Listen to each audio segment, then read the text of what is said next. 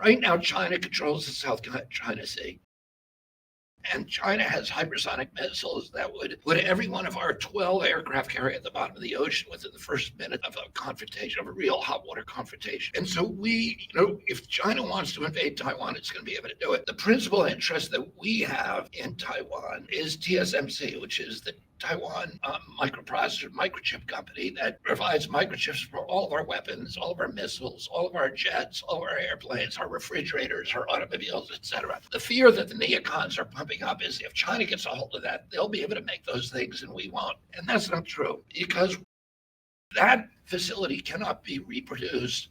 It would take a decade to reproduce it anywhere else in the world. If the second China invaded, most of the engineers from that facility are going to go to the United States because they don't want to be working for the Chinese communists. And the first bunker bomb missile that we dropped over there would be on TSMC and obliterated. The Chinese cannot survive without Mideastern oil. We have the capacity to shut off that oil. We can't beat them in the South China Sea. Our closest base is Guam, but we can cut them off from the two things that they need for their economy. The greatest fear for China is not us, it's a peasant revolt.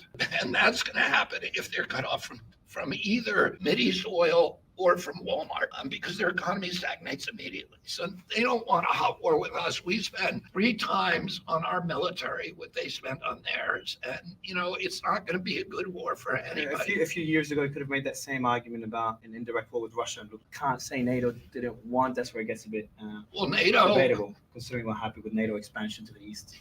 NATO provoked the war by expanding to the east, which the Russians continually said that's the red line for us. And so I want to move away from foreign policy